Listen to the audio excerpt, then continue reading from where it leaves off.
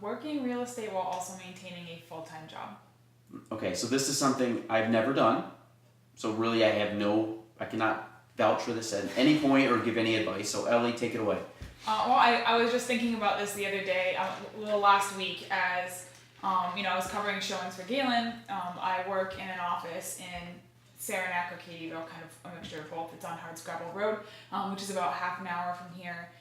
And so last week, I'm usually fairly busy, but last week was exceptionally so it was, I go to work at 7, get done with work at 3:30 or 4, and then come back and do showings until relatively late. And usually even outside of covering for Galen, my schedule is pretty busy because I'm trying to do as much real estate as possible. I try and get in 20 or 30 hours a week, which means I get home from work and I make calls and do real estate related stuff until 8 or 9 p.m. at night, and then on the weekends. And it can be very difficult, especially beyond showings, but once you get to the point where, if you have a signed contract or you're working through a purchase and trying to navigate phone calls and emails when from 8 to 3:30 or 4 I'm in another office doing that work full time and not on my cell phone is very difficult. And it's proven a little more of a struggle than I expected. Yeah, and you've been able to. I mean, you've reached out to me, which is good. Like I'll get texts during the day, and like you text me earlier today, and I'm big on helping each other out. Like you helped me out when I, obviously had a new child born, and I wanted to take some time away to be with the family, and then trying to help you out when you're not able to do what you can during your work day. So a lot of it is, kind of like a team system, as we just try to all help each other out. Absolutely, you've done it for me quite a few times too, like running stuff back and forth for me during the office day for me, which is great. Yeah, and I mean it's all you try to help each other out and try to make if there's things that we can't get to, is just kind of help everybody carry the burden so we can all get better. And no, yeah, for sure. So what has been is that the most challenging part? Absolutely, and it's not. I'm busy and I don't hate it. Historically, I've been someone who gets very flustered when I'm busy. I tend to start losing track of things. But I think because it is a good kind of busy, and I'm focusing entirely on 99% of my energy right now is focusing on work in one way or another.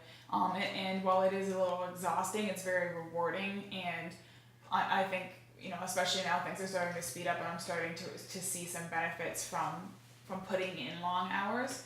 And I think the biggest thing, because I think probably most agents who don't start out right away like you did, who have to start out while working a job, the biggest thing is don't lose momentum, because it would have been very easy to just get home from work. And a job I have right now is pretty emotionally exhausting. It's a very stressful job, or it can be at times.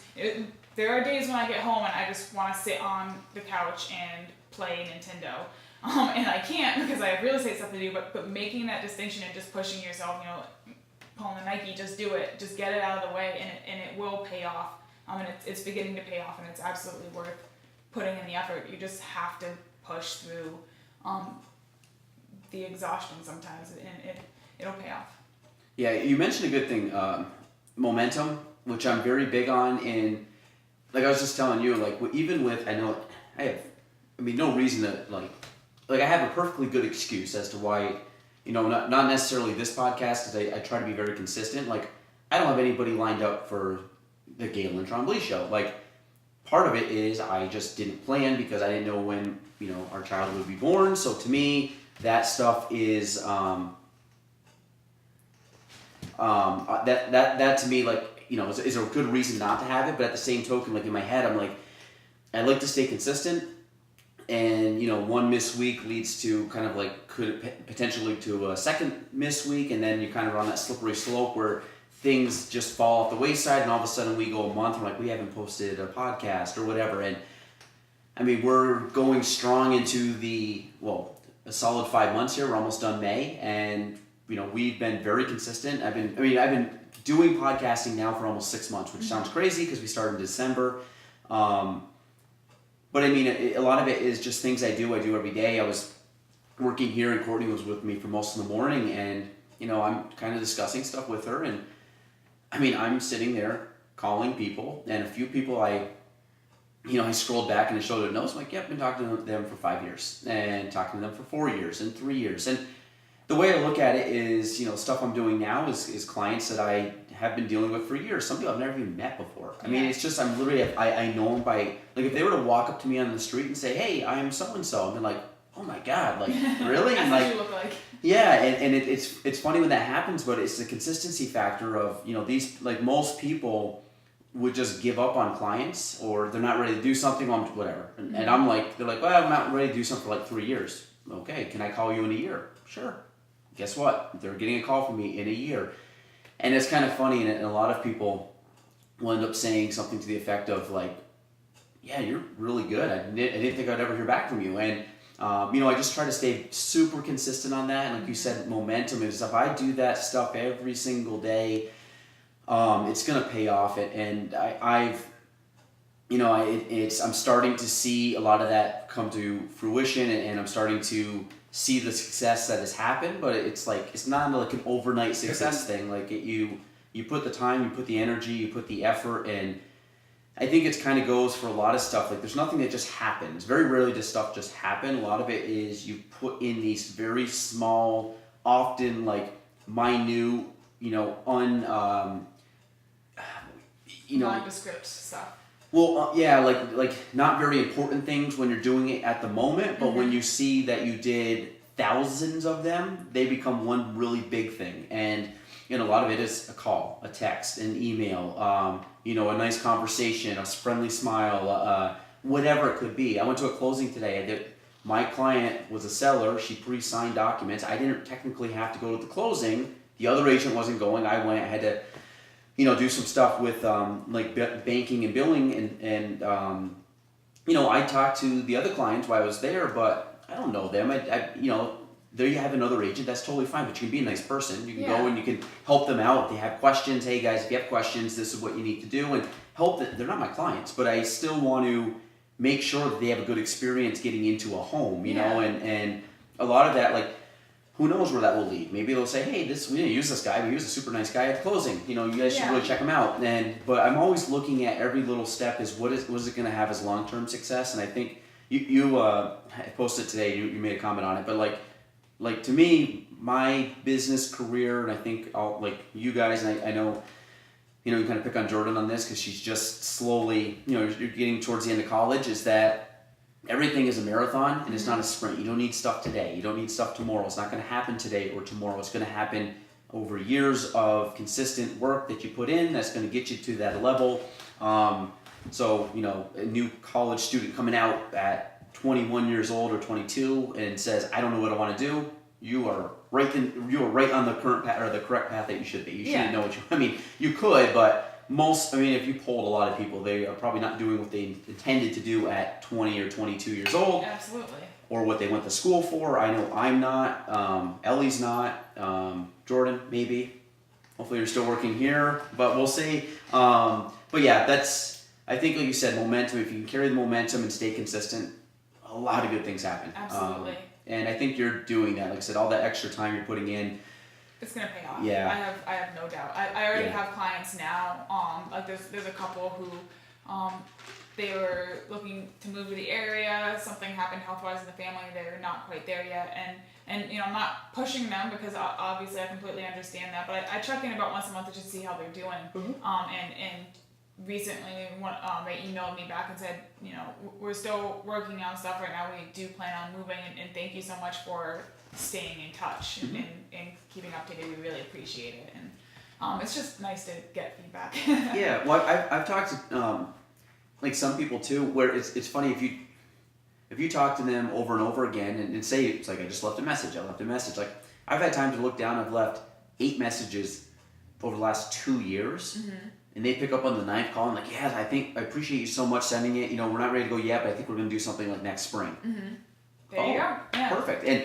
And that's not like a 1 in a million shot. That's like, if I do that to say 50 people, I probably get that once I talk to them over half the time.